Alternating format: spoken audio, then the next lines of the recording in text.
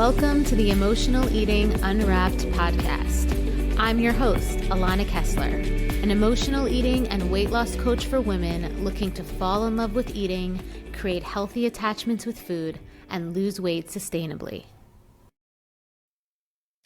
Hello, and welcome to another new episode of Emotional Eating Unwrapped. I'm your host, Alana Kessler, and it is springtime. It is springtime, friends. I am so excited. It is my favorite time of the year when the clock changes and, the sun is out for longer. I feel like more vitamin D for everybody makes for happier people just in general. So I'm in a good mood. It's raining, but I'm still in a good mood because I am recording this at 7:15 p.m. and it is still very bright and sunny, which really makes me happy. So anyway, let's talk about what we're really here to talk about today, which is we're going to be talking about the identity crisis of healing. Because even though healing is amazing, it truly is an identity shift. And it can be a crisis for a lot of people that have the courage and have the will to do the work and heal from emotional eating. And I think one of the biggest questions is that people end up having is, who am I without emotional eating? I think that question unasked is probably one of the biggest reasons why many people don't really recover from it and don't really find that freedom from emotional eating, from binge eating, because somewhere deep down, there's a belief that we don't have an identity without emotional eating. And I'm going to tell you that that is completely untrue, that we all have an identity that will thrive without emotional eating. And so if you are listening to this, you are likely in the process of untangling your relationship with food, right? Maybe you're just getting started. Maybe you've been on this journey for a while, but no matter where you are, I want you to hear one thing: healing from emotional overeating, healing from binging, healing from obsession over food, micromanaging your plate constantly, thinking about your weight and just being worried consistently about eating. If that's you, healing that isn't just about what you eat. It's not just about food. Healing that isn't finding a magic eating strategy. It's not finally getting the perfect meal plan. Healing is not just about what you eat, it's about who you become when emotional eating is no longer your default. When you figure out who you are without emotional eating and you become her, and you have that verified and positive evidence that she exists because you have built her from the inside out, that is healing. That is when you are healed. And that's what we're diving into today, right? We're going to be diving into the identity shift that happens when you start to heal, when you start to dip your toe in becoming this new version of yourself, because it truly can trigger things within your nervous system, deep unconscious things that you might not even be aware of. And it can in some times feel like a crisis. Okay. And healing from emotional eating, like I said before, it's rarely about food. It's about what food represented for you. It's about the comfort, the familiarity, the safety it provided. And so when you begin to step away from this attachment, emotional attachment, deep emotional attachment that you have with emotional eating, there's a moment where you think, who am I without this?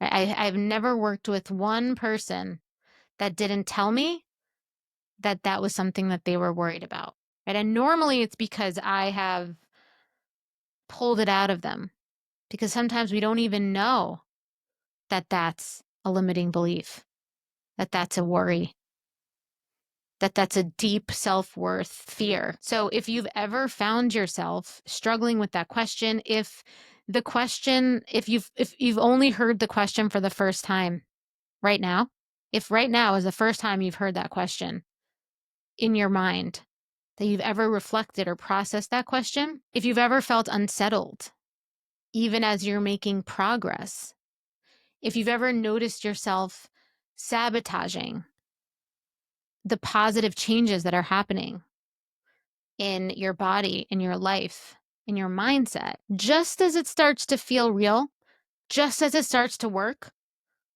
you are not alone. And so today in this episode, we're going to unpack why that happens and why change, even when it's positive change, can feel destabilizing, and how we can move through this discomfort and we can come out the other side being someone new, being ourselves, but an optimized new version of ourselves, with a sense of empowerment. All right, so let's get into it. So the first thing I'm going to talk about is we're going to talk about why we cling to old habits. Okay, why do we cling to old habits? It's because there's a comfort of the known, right? Here's something that took me a while to understand. Even when something is hurting us, it can still feel safe. It could still feel familiar, and that familiarity breeds a certain sense of safety. And I know that might sound contradictory, because if emotional eating is making us feel out of control, if it's leading to guilt, if it's leading to shame, if it's leading to physical discomfort like bloating, why wouldn't we just want to break free from it as quickly as possible? Why? Why wouldn't we? And here is the answer. The answer is because our brains are wired to move towards familiarity over discomfort. And it is uncomfortable to change, right? The human brain is designed to seek certainty. So even if something isn't serving you, if it's predictable, if it follows a script that your nervous system recognizes, your brain is going to cling to it. And the reason is because even if it's uncomfortable, it knows what to expect. And emotional overeating, binging, for us in this community, it's predictable. It's safe. You know exactly how it will make you feel. Maybe comforted, maybe numb, maybe distracted from the thing you don't want to deal with. You know exactly how the cycle plays out.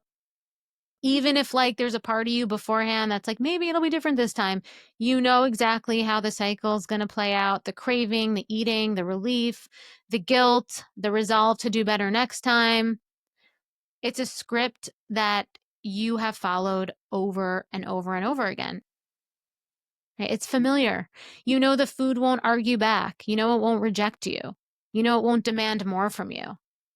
And so even when you want to heal, even when you know you want something different, even when your whole body is just like, I can't do this anymore, I want something different, part of you hesitates because there is a subconscious, unconscious limiting belief that says, if I step away from this certainty, then what? That is why so many of us have that strange, almost out of nowhere, unsettling moment when we're in our healing process where we think, this feels weird. I should feel better. I'm getting positive results. I'm seeing positive outcomes. So I should feel good. I should feel better than this, but I don't. And the reason why you don't feel what you imagine that you were going to feel, it's not because you're failing. It's not because something's wrong. It's because your brain is adjusting to a new normal, and new is unsettling, even when it's good, even when it serves you. I remember what it felt like to be stuck in the cycle of emotional eating.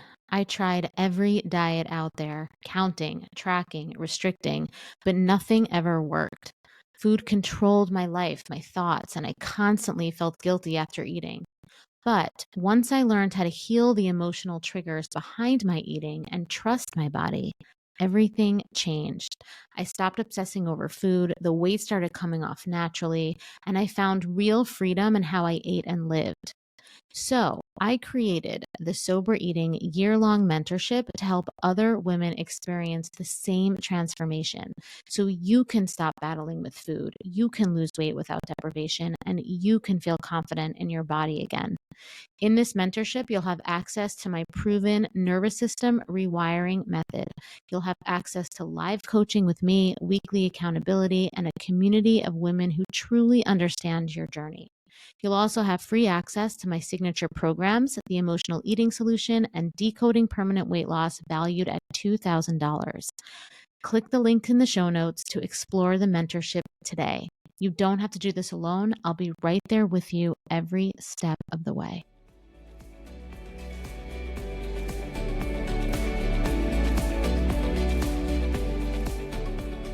So let's now go into the identity crisis of healing. Specifically, that question that I said in the beginning, who am I without emotional eating? Because if emotional eating has been your go-to for years, and many of us in this community, it was years. For me, it was like 16 years. It's not just a habit, right? Building new habits. This isn't a habit. It's a part of your identity. And I don't mean it's part of your identity in a surface level way. I mean that we build stories, we build narratives around it. We shape our sense of self through the lens of food. Okay, I want you to really hear that. Right? This is so much deeper than, oh, this is something that this is a bad habit that I have, right? We shape our sense of self. You shape your sense of self through the lens of food. You're the person who always needs a snack when you're stressed. You're the person who finishes your plate because you hate wasting food. You're the girl who loves to bake and indulge because, it's just who I am. That's what I do. I bake this and I eat it all. Right? I have to finish my plate because I don't waste. Right? I'm the person who always stress eats. And when we start to shift away from those things, those narratives, those stories, even when they're tied to patterns that we actually want to break, right? Because who loves to bake and then eat all of it, right? Like that doesn't feel good afterwards, right? Who likes eating past the point of fullness where you get stuffed, right? Who likes feeling that way? And in half the time we feel bloated after stress snacking because our stress hormones are already causing enough havoc. Right? So when we start to shift away from those things, even if they're tied to behaviors and patterns that we want to break, there's a quiet voice in our head whispering, but, if I don't do this anymore, then like, who am I? Right? And you might even have judgments, internalized judgments, right? Maybe you judge people who don't finish things on their plate. Right? There's also a fear, right? For so long, emotional eating has been the solution. Turning to food has been the solution. It's been the way that you cope, the way that you found comfort, the way that you defined certain features and parts of yourself. And when that coping mechanism starts to disentangle and dissolve, what's left? And for many people, that blank space is completely terrifying, right? That blank space, like just the thought of not having something to fill that void, to fill that blank space is enough to just not even start, not even try. And oftentimes, like this conversation we're having now isn't even a conscious conversation they're having with themselves. It's not even a choice. It's like the unconscious is so strong and the subconscious is so strong that, they just don't start. And it almost feels like, there's a glass wall and you see the other side and you don't realize there's glass. So you keep walking into it and hitting the glass and you're confused, right? Like, because you're not aware, right? You don't see it. And so that's what we're doing in this episode. We're bringing this conversation to the consciousness. And so for so many people, this blank space feels terrifying. And these are some of the things that they're thinking. Like, if I don't turn to food when I'm sad, like, what am I going to do? This is what your nervous system is like processing. If I don't turn to food when I'm sad, what am I going to do? If I don't binge at night, how am I going to unwind? How am I going to let go of stress? How am I going to feel in control? If I don't use food as my emotional outlet for stress, like like I'm going to get overwhelmed with like a ton of emotions, like a ton of feelings, a ton of like like a like an avalanche. And this is why healing isn't just about reaching a goal, stopping a behavior, creating new habits, right? It's also learning how to exist without it, without the behavior in the way that you've been doing it. Right? And healing is also allowing yourself and going through the process of grieving the old version of you, even as you step into the new one. And that is a big part of it, right? We can't just put that part of ourselves like on ice when we're healing and be like, okay, you like, yep, that was me before and now it's me now. It's like you have to integrate yourself. You have to integrate the old version of you into the new version of you to have a truly authentic healing experience, right? You have to feel into the grief of letting go of these behaviors. And I know using the word grief could be kind of weird here, but it is really a grief because you were coming from a a good place when you started doing this, right? Like the intention wasn't to cause you pain. It just went too far. Whatever it is, whether it's binging, whether it's obsessing over your body, whether it's like, right, like all these things just went too far, but it also served a purpose and it was there for you. It helped you cope when you didn't have other tools. It made things feel manageable in a way that at one point in your life you did need. So it makes complete sense that there's a fear of letting it go. But I really want you to take this in. You're not losing yourself at all. You're actually meeting yourself. You're integrating into the version of you who no longer needs food to feel safe, who no longer needs these behaviors to feel safe. And this version of you, she's already inside you. She's just waiting for this space to come out and grow herself. Right. And that's really the work that we do in the mentorship, actually. So it's such beautiful work. You know, you almost like birth your new self and integrate your old self and your new self together to become this amazingly healed version of yourself. Such a deep level. All right. So the next thing we're going to talk about is why, you know, in when we're having an identity crisis, one of the things that happens often is self-sabotage. And let's talk about why self-sabotage happens right when things start to feel like they're changing. Okay. And let's break down the pattern here that I see all the time. You start making progress, you feel like things are shifting, you go a few days, maybe even a few weeks without binging, without emotionally overeating. You know, you start to feel better in your clothes, you start to have more energy, you start to feel more vibrant, and then suddenly something happens, like out of nowhere, right? You feel this overwhelming urgency energy to binge. And you find yourself, you might find yourself going for the binge and you find yourself maybe eating mindlessly, right? And in your mind, like you thought you were past this, right? You thought you were past this. And inside you feel this deep sense of unease, like there's something missing, like you're lost, right? It's like all of a sudden it feels like the ground that you were standing on dropped beneath you. And then shame creeps in, right? Like, see, I haven't actually changed. Oh, I thought, like the shame voice comes in. You thought you were healing, but you really aren't. Here you are again. You're failing. This is another thing that didn't work. You'll never be free from this, right? Like all these things start to come in.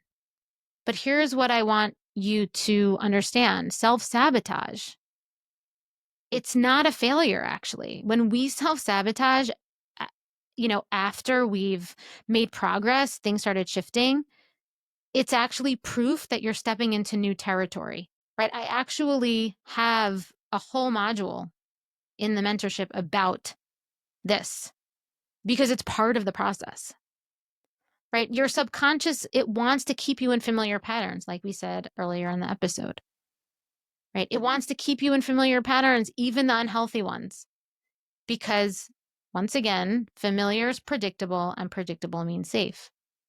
So when you start to change, when your actions no longer match the old version of you that has been laminated in your nervous system neural pathways for so long, your subconscious panics. It wants to bring you back to what it knows, right? So that binge, that craving, that urge to go back to what's familiar, that's not a failure. That's your subconscious trying to protect you from change. It is a moment of opportunity. It is a moment of opportunity. So what can you do when that happens, right? When you notice the self-sabotage pattern coming, right? You get that overwhelming urge to binge. You're like, notice that you're eating mindlessly. Like, what happens when the awareness pops up and and you realize what's happening? Because this is the part where you have the control. You are empowered here. So you just say to yourself, this is my brain trying to pull me back into safety, right? This isn't a sign that I'm failing. This is a sign that I'm growing.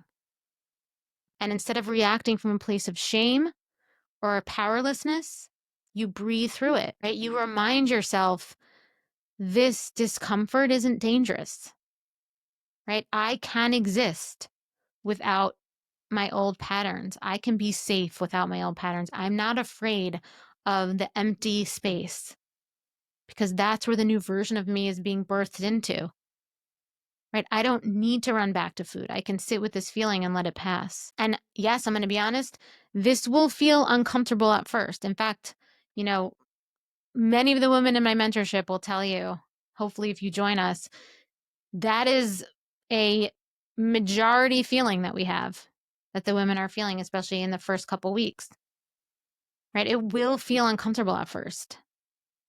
But that discomfort, that is the space where the healing happens. Okay, so if this episode resonated with you, I want you to really remember this, that healing is not about losing yourself. It's about stepping into a new version of you who no longer needs food to feel safe, right? This is what we're doing, right? We're becoming. Okay, so thank you so much for listening today. As always, I'm wishing you an amazing week. Thank you to our listeners on Spotify, our listeners on Apple, our listeners on YouTube. Please like and subscribe. It really helps us in the algorithm, which is so important to get the podcast out to more people.